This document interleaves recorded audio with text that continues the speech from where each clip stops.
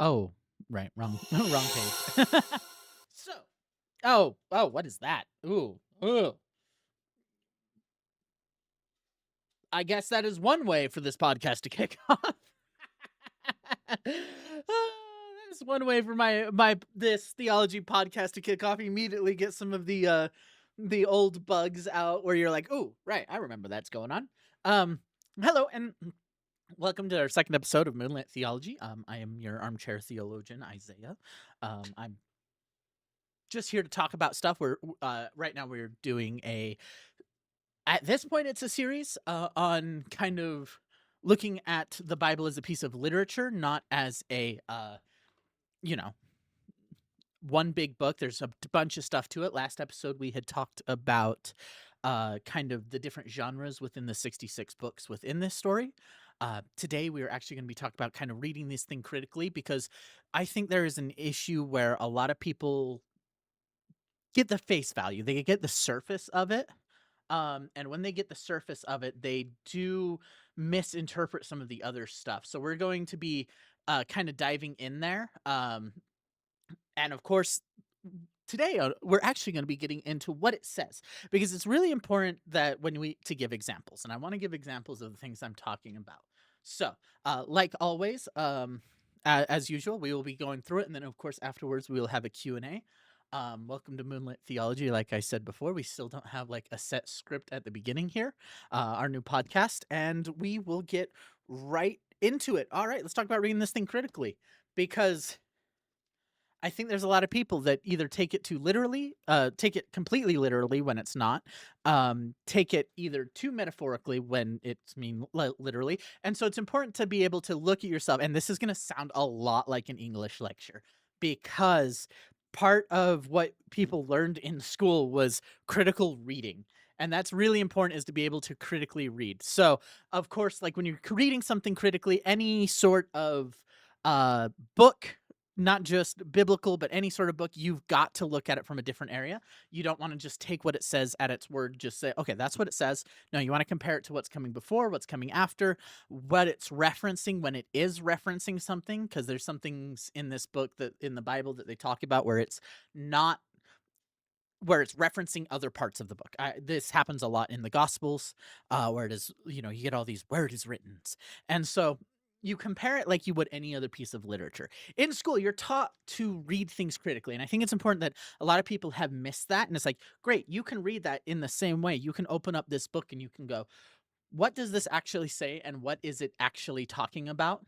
And so there's always a group of questions. Whenever you're studying a piece of literature, there's a group of questions that I always recommend people ask. First, especially when you're dealing with this. One, genre, context, intent, narrative. Now, that sounds very clinical. It is very clinical when you're looking at biblical text, because these lead into each other. Genre, what genre are we reading? Context, what is the context behind what is written? Intent, what is it supposed to be saying? And where does it fit in a larger narrative? And that's really important when you're reading something as bulky as the Bible, where you have a mix of history, you have the book referencing other books, you have a book written over the course of 1500 years, 2000 years ago. And you're like, okay, context does matter. Context matters a lot. And I think that's something that gets lost a lot, is people don't take the context, and they need to. So we're going to take, best way I find to do this is, of course, example. Like, whenever you're learning something, sometimes it's best to just have an example of like, hey, here's different ways you can do this. And when you're looking at these different questions, you ask these. So we're going to take the easiest one, which is Genesis 1. Don't worry, we're not about to read the entire thing, because it is, I've got the book in front of me. Genesis 1 is 33 verses, an entire page and a half. And it's important. Now, for like any text, like I said, you want to start with the genre. What is the genre of Genesis 1? Well, when you look at it, a lot of people put it in the historical camp. No. Because it has a few hallmarks of of it that do not match to other biblical texts. So, for instance, it has very structured verse. Um, there is no time frame there other than days, which oddly, like, historical texts don't do that. They have Bible, especially, has genealogies leaning into it, and genealogies tell their own story. Maybe one day we'll talk about genealogies. We'll put that on our list of topics to go into. We'll talk about genealogies and why there are so many genealogies in this book. But for now, we're just taking a look at this and going, it is structured. There's no time frame, and it has a repetition in its structure. There's a lot of repetition. So that goes into it, and that helps you kind of land where it's at. That helps you land in this poetic mythology and poetic kind of camp of genre. Um, so when you're discussing these kind of texts and you're um, getting into that kind of thing. Also, we have some people talking in chat. Sorry, we are kind of doing a podcast type of thing. We'll do Q&A at the end. This is a theological podcast that we're starting up. You can stick around, hang out, or not, and we'd love to have you. Right now, we're just talking Genesis 1 and kind of an example of like critically reading the text. So yeah, going into this, there's the repetitions. Of course, you have, and I'm going to go through it. Let there be is a big one, and it was good. Yeah, we had a huge issue with the thing crashing. Am I back? Yeah, I'm back. Okay, everything's back. Everything's working. We're good to go. Um, where was I? We're talking Genesis 1 and kind of genre. So we can put this, because we can put this with structured verse, being part of an oral tradition. You can put this easily within mythology and within poetry. Both of them matter because the text does matter, because you can get multiple interpretations out of most things. And so when putting in that genre, those are the places to place it that most make sense. Of course, next part is always context. We've got to talk about what the context is. The first and foremost is that Genesis 1 is Old Testament, meaning that was intended for a Jewish audience. Additionally, it was the first chapter of the first book of the Torah. So it was the first chapter of the first book, meaning when an oral tradition starts, you start it from the beginning. So when you're teaching it, you start it from the beginning. So when you're teaching, coming straight out of Egypt, um, coming out of Egypt with the various belief systems, there's a few things that this is intending to get across to people who are coming out of slavery and into the wilderness to learn about who is to be their God. And Genesis 1 is supposed to encapsulate that. Before it was tablets, it was oral tradition. Genesis is, yeah, before tablets, it was oral tradition. So getting into this, like I said, genre, repetition, Old Testament, now you have kind of a little bit of context behind it. First book matters because this is the first thing you would see. If you open the book, this is the first thing you're going to see. If you're saying I'm going to start from the first one, this is essentially a quick poem about the creation. Of course, this gets into intent. Before I get into all of that, because I want to get into all of that, we are going to talk about intent. And I have a few points on that. First and foremost, you can tell by the repetition of phrases within Jewish poetry. Repetition, talks about importance. There's this idea of structural parallelism, and I'm not going to go into all of that. There is a lot there, and you can research it and look it up. But there's this thing about repetition of phrases and their importance within a story. In fact, it's called a chiastic structure. Other people can do it way more justice than I can, but that is generally what it's called, is a chiastic structure within Hebrew poetry and Hebrew writing, and it's things to put to bring importance to things. So repetition is a big one. And what are the phrases that are repeated a lot? And he said, I don't have that listed, but and he said, and God said, and of course evening and morning, tracking days, and of course that it was good. coming out, when you look at the context and you add these things with the context, the intent starts to be clear for these people, and it helps you understand this text a bit. Coming out of Egypt, what are they talking about? One, they're coming out of Egypt with a lot of deities, and they need to know about their God.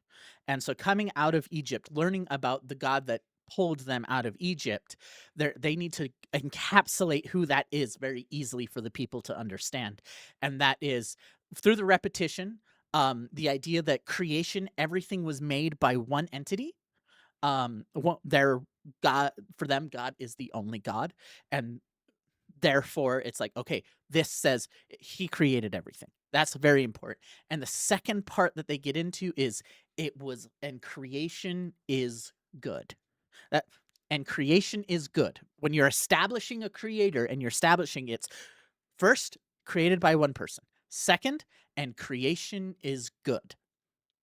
And specifically, when you get further in, once it describes creatures and man, it specifically says not only was it good, but it is very good. After the creation of man and he was given everything, the Lord in it says, the text specifically says, and it was very good. And that's a change in the chiastic structure to bring relevance to that. And that comes up quite a bit. So what are they trying to teach? One, first and foremost, coming out of Egypt, the of slavery, of duty, of working, and of worshiping different deities. One, you have one God. That is the first thing that this text is portraying to a Jewish audience coming out of Egypt. You have one God. One, your days start in the evening. That's something that goes through like Jewish tradition as well, is that their days start in the evening. That they were created good. Coming out of slavery, of being property, of being less than, coming out and saying you were created and you were created good, and your creation was very good. And the last bit here is the last bit they talk about in the text, not talk about, but says directly in the text is on the seventh day God finished his work and he rested. Think about that. I want everybody to kind of think about that. For context, the people are coming out of Egypt, hearing this the first time, and they're told you're created by one entity. You're created very good, and even God rests and makes that rest holy. Now, it's important there because coming from slavery, they would not have had days of rest. They would have worked and worked and worked and worked. And that's the point, is coming out, the importance of rest amongst the people. And it's like, great, you are good, you are created, and you need to rest. And that's important. That comes into like everybody needs a break. Something very common. Everybody needs a break. Even taking a break is biblical. Oh my gosh. Weird thing going in there. Take a break every once in a while. So now you get into some of the intent. Now there's other intent behind this, but when you're reading, this is just an easy, like, okay, critically, you look at the context and you can get into some of the intent based on that context. After intent, you got to talk about the narrative. Where does this fit in the larger story? Because this is Genesis 1. This is Genesis 1. And I'm going to talk. I need to talk about that because the importance of the fact that this could have easily gone in another place within the poetic section of the Bible, but instead this is the start of the Torah, and it meshes in before Abraham and all of that within the Jewish stuff. You notice I'm not talking about how the Bible was organized. I'm talking about how the Jewish tradition organized it, because they're the ones who first heard it as an oral tradition. This was their tradition before we adopted it. So that's important. And so this being chapter 1, this being the first thing you hear they heard coming out of Egypt, this being the first thing they heard moving into the desert was everything's good, you need to rest, and you were created. Now, that is really important because that lays the groundwork for the rest, because immediately after this is why context matters, even within structure. After this, you immediately have the story of the garden. So you have all of creation is created good, and then immediately after you have the story of the fall. Now, fun fact, these are not one story. Creation and Eden are two different stories, separated. They're specifically separated by chapter, and they're separated by the fact that one's called the fall, one is literally called Adam and Eve. That's the mythology splits. This is the end of the poem here. is great. This ends with resting because the work is done. And then we get into Adam and Eve. Now you have good creation. Then you have where creation breaks. And then you have the rest of the story, which is how creation comes back from that breaking. So yeah, that's very much that. And I'm not just going to go Genesis 1. Because Genesis 1 is easy. Let's talk Corinthians. Like this structure applies to a lot of things. And this one's going to be a little bit faster. Now, first of all, let's talk Corinthians. What is Corinthians? Because now we're jumping New Testament. Give me just a second. I am pulling it up. Because I always like to make sure I have the text in front of me if I'm talking about it. That way, if I say something wrong, it can be fixed. Let's talk Corinthians. Now, specifically, we're going to talk Corinthians 10. Now, Corinthians 10 sounds aggressive, to say the least. Corinthians, you've got to understand Corinthians. First of all, what is the genre? Corinthians is an easy one. You don't even have to pinpoint what it is. The letter to Corinthians is a letter to Corinth. That is the genre. It is a letter from Paul to the church at Corinth. Now, I put an asterisk there because knowing who you're writing to matters a lot when you read the text. And knowing what the church of Corinth was at the time and what Corinth was helps. Now, before we get into all the rest of it with intent and narrative, I am just going to read this section because I think this is important. I appeal to you, brothers. Brothers is a translated word, literally meaning, not literally meaning brothers, but meaning men and women. In Greek, there's a different Greek term there that means brothers and sisters within a family. It's a familial term. I appeal to you, brothers, in the name of our Lord, that all you agree with one another, so that there may be no division among you, and that you may be united in mind and thought. My brothers, some of Chloe's household have informed me that while there are quarrels amongst you, what I mean is this: one of you says, I follow Paul; another, I follow Apollos; another, I follow Cephas; and still another, I follow Christ. Okay, that is the text. That is the text. Do not be divided. Very similar. And this is just the start of this rebuke. Honestly, if you're starting a book of the Bible, I highly not recommend starting in Corinthians, because Corinthians is a punch to the face for a lot of Christians, because it was an aggressive book. Paul was not having a good day.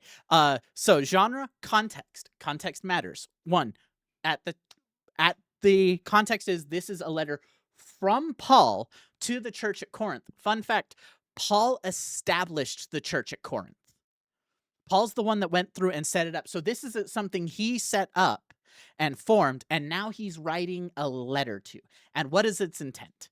The intent of this, like, letters are simpler than poetry because there's not a lot of interpretation there. Do not be divided in what you believe.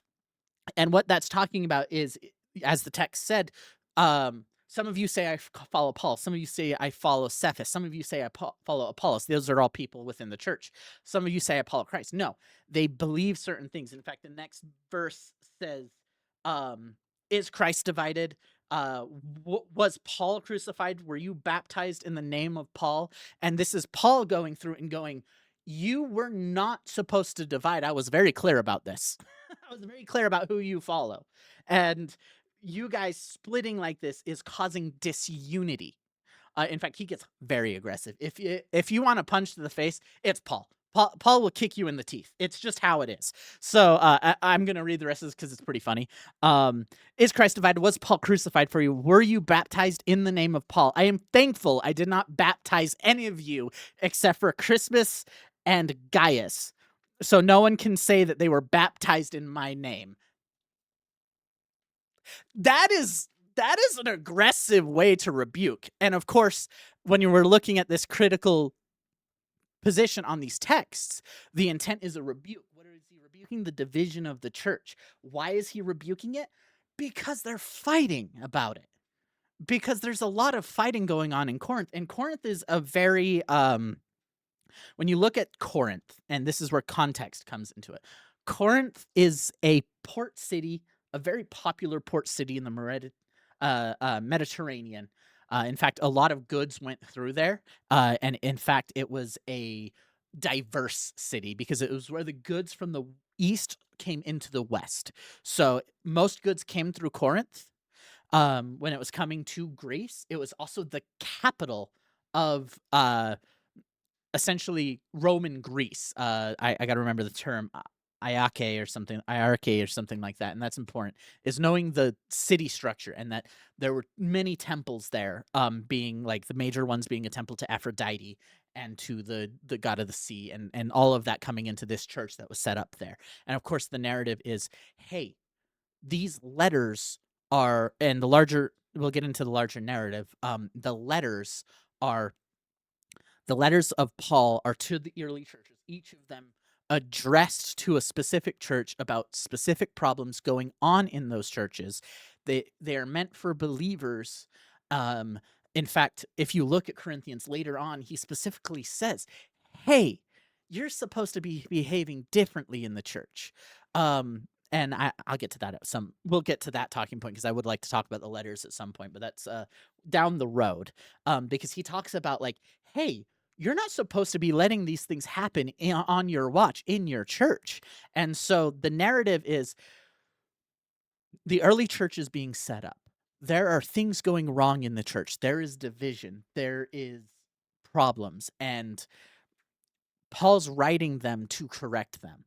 Uh, Corinth and Galatians like are by far the worst. He's pretty nice to Philippi, but the church at Philippi, but Corinth and Galatians, he is just throwing hands at. So yeah, so that's very much like cursory look at Corinthians. Like that's that. I think of course that is everything we have. We're just looking at how to read this critically because it's important to read this critically, whether you're Christian, whether you're not. If you're just curious about Christianity and looking at it, it's important to be able to look at it and go, this is what it says. This was the context it was written in. This is the interpretation I make based on all that information. The more information you have, the more accurate your understanding is, interpretation is, because again, there are different ways that people interpret the Bible based on very little information. Where they're like, it says this, therefore it means this, and it's like, wait a second, where are you reading it? Who was it written to?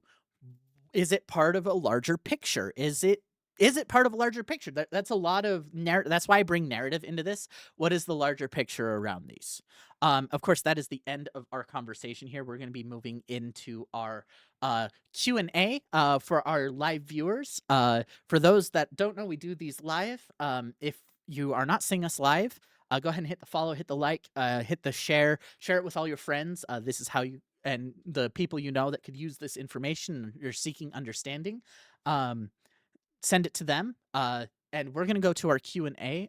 Unfortunately, like I will have Q&As not be in the audio recorded part of the podcasts because they're a little bit of a different build. They're not exactly structured like this. So yeah, we're gonna move into our Q&A, which just essentially opens it up to anybody watching and anybody who wants to ask any questions, and whether it be about about what we're talking about, what the context is, what the kind of learn about our beliefs if they want to, or if they just have questions. Yeah, so we're opening the floor.